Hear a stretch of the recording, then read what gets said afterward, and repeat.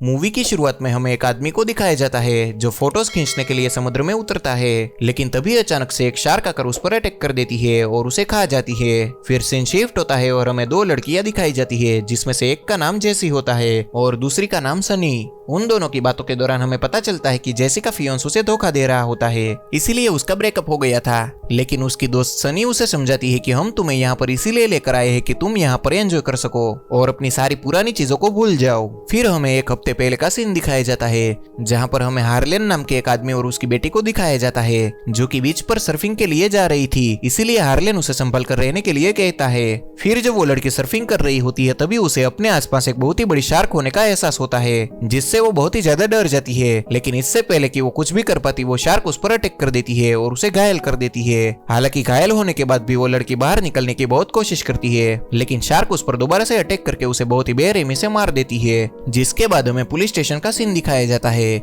जहां जाकर हार्लेन वहां पर मौजूद पुलिस ऑफिसर से कहता है कि मेरी बेटी को मरे हुए एक हफ्ता हो गया है, लेकिन अब तक तुमने उसके लिए कुछ भी नहीं किया, और क्या मैं जान सकता हूँ कि पुलिस उस शार्क को मारने के लिए क्या कर रही है? क्योंकि अगर शार्क एक बार इंसान का खून टेस्ट कर लेती है तो वो उस जगह को कभी नहीं छोड़ती। तभी वो पुलिस ऑफिसर उसे समझाता है कि हमें उस शार्क को मारने के लिए परमिट लेनी होगी, और ये सुनकर हार्लेन को और भी ज्यादा गुस्सा आ जाता है और वो कहता है कि अगर तुम उस शार्क को मारने के लिए कुछ भी नहीं करोगे तो मैं खुद उस शार्क को मार दूंगा, और ये कहकर वो गुस्से में वहां से चला जाता है। फिर हम एक आदमी को देखते हैं जो कि टूरिस्ट था और वो समुद्र में नहा रहा था, लेकिन तभी वहां पर शार्क आकर उस टूरिस्ट को बेरहमी से मार डालती है और खा जाती है। इसके बाद हमें जेसी और उसके दोस्तों को दिखाया जाता है, जो घूमने के लिए एक छोटे शिप के कैप्टन वेली से मिलते हैं, जो उन सब लोगों को कई सारे खूबसूरत बीच पर घुमाने वाला था। इस दौरान जेसी सनी को टूर पर लाने के लिए थैंक यू कहती है, जिसके बाद वेली सबको बताता है कि वो उन सब लोगों को एक सीक्रेट आइलैंड पर ले जाने वाला है, जो कि बहुत ही खूबसूरत है। फिर सीन शिफ्ट होता है और हमें एक प्रोफेसर को दिखाया जाता है, जिसका नाम सैम था, जो अपने स्टूडेंट को व्हाइट शार्क के बारे में बता रहा था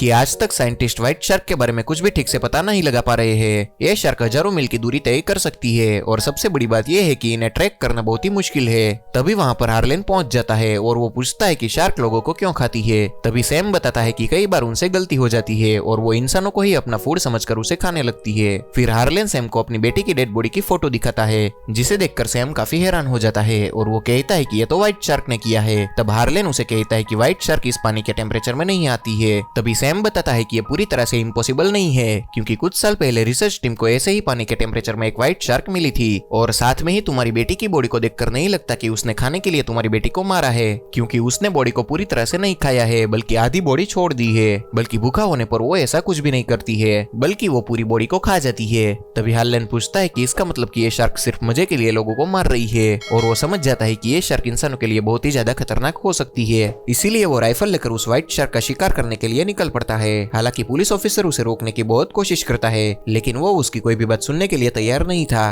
दूसरी ओर जेनी और उसके सभी दोस्त उस आइलैंड तक पहुंच जाते हैं, लेकिन वेली की शिप वहां तक नहीं जा सकती थी, इसीलिए वो सबको राफ्ट की मदद से वहां पर जाने के लिए कहता है। फिर वेल अपने दोस्तों को लेकर उस आइलैंड की ओर निकल पड़ता है। तभी रास्ते में उन्हें डॉल्फिन दिखाई देती है, जो कि बहुत ही ज्यादा क्यूट थी, जिसे देखकर वो सभी बहुत खुश होते हैं। इसी दौरान वेली ने उस ग्रुप के साथ बात करने के लिए उन्हें एक वॉकी टॉकी भी दिया था। फिर वो बताता है कि मैं और मेरी साथी बेथ शिप की देखभाल के लिए यहीं पर रह जाते हैं। फिर हम वेली के दोस्त टाई को देखते हैं, जो कि एक चाकू की मदद से एक कैन को तोड़ने की कोशिश करता है, लेकिन वो चाकू उसके हाथ में लग जाता है और उसके हाथ से खून निकलने लगता है। इसीलिए कैप्टन वेली उसका बैंडेज करता है, और साथ में वो उसे ये भी कहता है कि तुम अपने बैंडेज को बिल्कुल भी गीली मत होने देना, क्योंकि ब्लड की खुशबू से शार्क अट्रैक्ट होती है। फिर वेली शिप पर गिरे हुए ब्लड को साफ करने लगता है। दूसरी ओर वो सब लोग आइलैंड पर पहुंच गए थे। तभी जैसी फिर से वॉकी टॉकी की मदद से वेली को कॉल करती है, लेकिन बात करने के बाद वेली के हाथ से वॉकी टॉकी पानी में गिर जाता है। इसीलिए वो उसे लेने के लिए पानी में उतरता है, और जैसे ही वापस बोट में चढ़ने की कोशिश करता है, तभी व्हाइट शार्क आकर उस पर अटैक कर देती है, और इसी दौरान रस्सी से बंधे होने की वजह से उसके साथी बेथ भी पानी में गिर जाती है, और देखते ही देखते वो शार्क उसे भी बहुत ही बेरहमी से खा जाती है। दूसरी ओर अगली सुबह जब आइलैंड पर सभी लोग सो रहे होते हैं, तभी एमा नाम की लड़की टाई के साथ स्विमिंग करने के लिए जाती है, और इसी दौरान टाई भूल जाता है कि उसे पानी में नहीं उतरना था, लेकिन बिना सोचे समझे वो पानी के अंदर कूद जाता है, जिससे उसके ब्लड की खुशबू से शार्क अट्रैक्ट होकर उसकी ओर आ जाती है, जो एमा को बुरी तरह से चबा चबा कर खाने लगती है। और ये देखकर टाई काफी घबरा जाता है, और अचानक शार्क की पूंछ लगने की वजह से वो भी बहुत ही बेरहमी से मारा जाता है। और फिर जब बाकी लोग जागते हैं तो जेसी को बीच के किनारे से वॉकी टॉकी मिलता है, जबकि उसके पास पहले से ही एक वॉकी टॉकी था। इसीलिए वो समझ जाते हैं कि ये वॉकी टॉकी वेली का ही है, और इस बात से वो सभी काफी घबरा जाते हैं, क्योंकि वो लोग शिप पर मौजूद वेली से कॉन्टेक्ट नहीं कर सकते थे। इसीलिए विल वहां वहाँ पर जाकर चेक करने का फैसला करता है और बाकी लोगों से टाई और एमा को ढूंढने के लिए कहता है, क्योंकि उन्हें लगता था कि वो लोग यहीं कहीं आसपास घूम रहे होंगे। फिर दूसरी ओर हमें हार्लेन को दिखाया जाता है जिसे वेली की डेड बॉडी मिलती है और इस दौरान हम देखते हैं कि वो डेड बॉडी बहुत ही ज्यादा खतरनाक दिख रही थी क्योंकि शार्क उसका सर खा गई थी।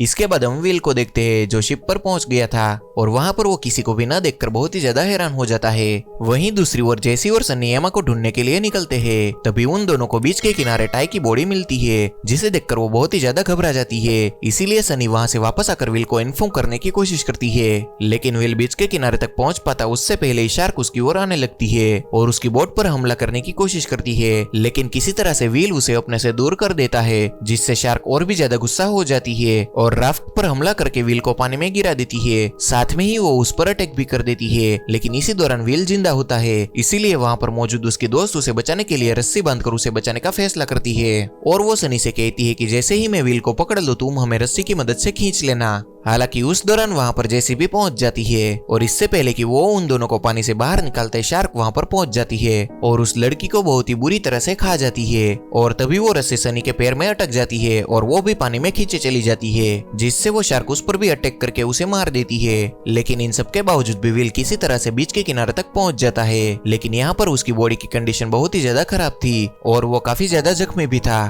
और साथ में ही शार्क उसका एक पैर भी खा गई थी। और उस दौरान जेसी उसके ब्लड को रोकने की पूरी कोशिश करती है और उसके घाव पर अल्कोहल डालती है, लेकिन विल ज्यादा देर तक जिंदा नहीं रह पाता है जिस चीज से जेसी को बहुत दुख होता है, लेकिन वो हार नहीं मानती है और वो वॉकी टॉकी की मदद से किसी को कांटेक्ट करने की कोशिश करती है। तभी हार्लेन उसकी आवाज सुन लेता है जो उसके बताए हुए रास्ते पर आकर उसके पास पहुंच जाता है, जहां पर वो दोनों शार्क के घूमने के हिसाब से उसके डायरेक्शन का आइडिया लगा लेते हैं और फिर मिलकर उसे मारने का फैसला करते हैं। जिस दौरान जेसी उस शार्क का चारा बनकर उसे हार्लेन तक लाने का फैसला करती है ताकि हार्लेन उसे आसानी से मार पाए और प्लान के मुताबिक जेसी पानी में कूद जाती है जिससे वो शार्क उसका पीछा करने लगती है, लेकिन जैसे ही जेसी बोट तक पहुंचती है तो वो शार्क उसके सामने से आ जाती है जिससे जेसी पानी के अंदर चली जाती है और उसी समय मौका पाते ही हार्लेन उस शार्क पर लगातार अटैक करके उसे बेरहमी से मार देता है। फिर वो दोनों सही सलामत वहां से निकल जाते हैं और हम देखते हैं कि यहाँ पर हार्लेन जेसी को अपनी बेटी की तरह ही ट्रीट करता है क्योंकि वो अपनी बेटी से बहुत प्यार करता था